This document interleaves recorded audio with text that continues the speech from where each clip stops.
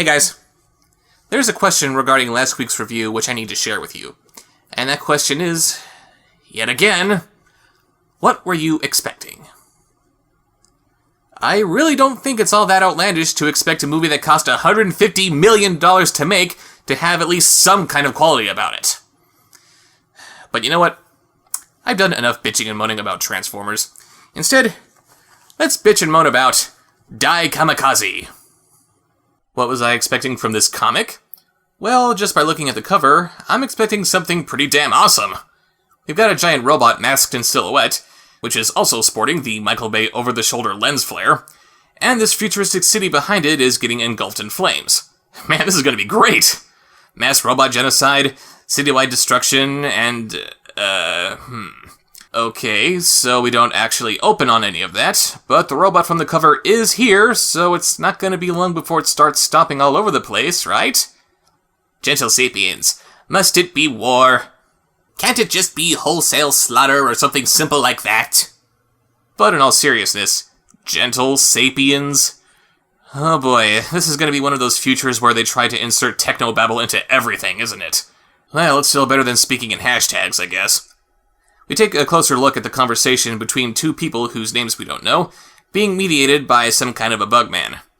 It'll be later revealed in this comic that the bugman's name is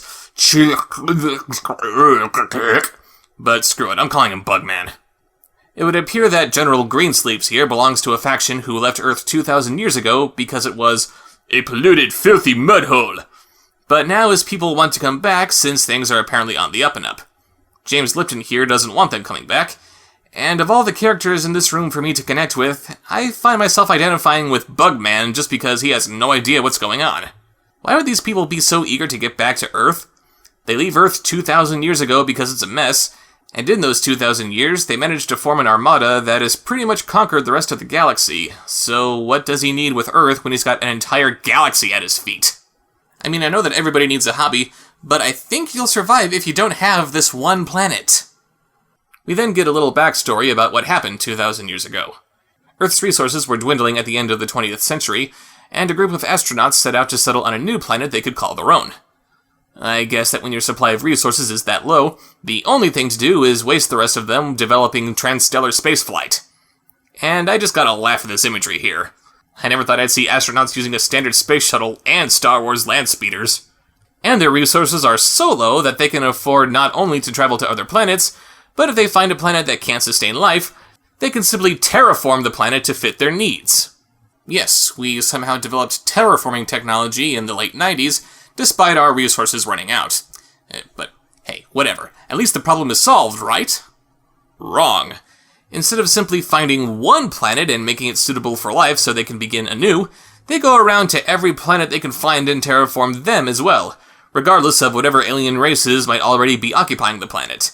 And whatever aliens aren't killed in the terraforming process are conquered as slave labor. Oh god, this comic's trying to say something, isn't it? Yeah, it's not so much that we have to colonize one planet just for the sake of survival.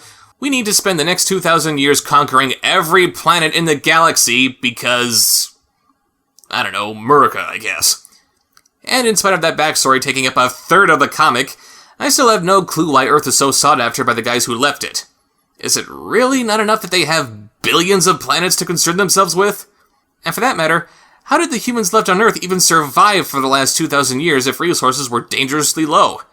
I guess it stands to reason that they might be able to make their own resources if they have the ability to terraform entire planets, but if that were the case, then why would anyone even leave Earth in the first place instead of just doing that? Back in the present, General Greensleeves stomps off in frustration, but immediately comes back when he realizes he dropped this vial of space crack. Give it to me! Don't make me split up my petals! James Lipton drops the vial and it shatters. I guess they forgot how to make shatterproof plastic in this future. And this is all the Greensleeves needs to declare war on Earth. I don't know why he needs grounds to declare war on Earth, seeing as how his armada just takes whatever they want anyway. Bugman can't believe how he's being so nonchalant about the possibility of war, and he starts talking about how his people were visited by a messenger who taught them the ways of nonviolence and pacifism. We had such a messenger once. Yes. You killed him. As if being boring and confusing wasn't enough, Let's make things awkward by bringing up the crucifixion, too. But before you go around thinking that Bugman here is going to get all preachy with his non-violent ways, he insinuates that his people might resort to violence for the greater good. And suddenly I can't help but wonder why his planet was never captured and terraformed. But then Greensleeves shows up again to kill James Lipton, and Bugman stops him cold. For someone who doesn't fight, he's very good at it. Well, I suppose this is your first act of war. Then here is the Earth response. I slap you, I slap you, I slap you. I slapping you silly cause you disrespected me. He will be deported immediately. Is that all? He tried to kill me. We do not punish. We remove. My daughters once tried to burn down my house, but I removed them, sir.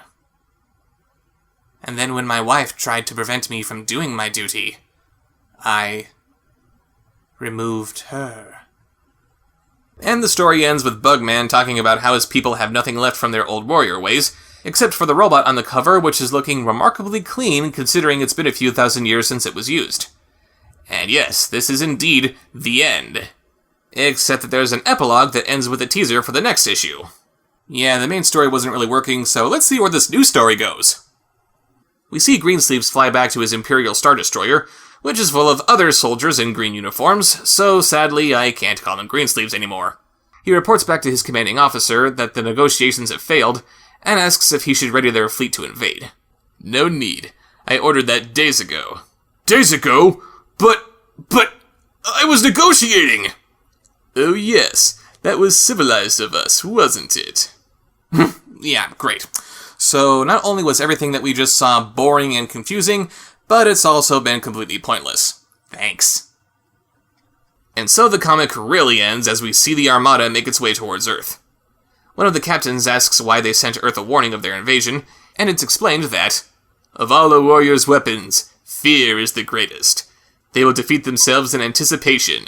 Splendid anticipation. Or they might just throw nuclear missiles at you or something like that. Well, anyway, that was Dai Kamikaze #1. And it's as lackluster as anything can get. It's boring, it's nonsensical, and I know that you're not supposed to judge a book by its cover, but when that cover features a giant robot causing murder and mayhem, and it fails to deliver, there's a term that I like to use for something like that. Box fodder.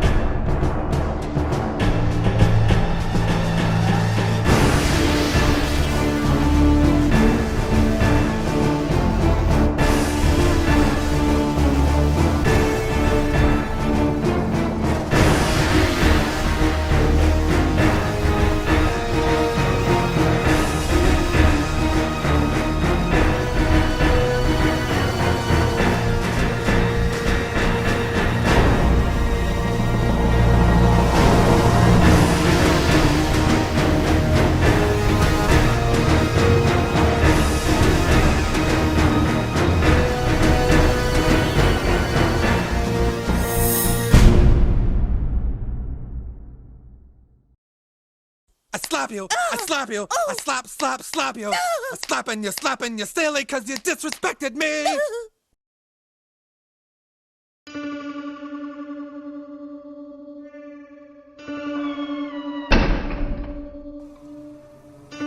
Subscribe, like, follow, comment.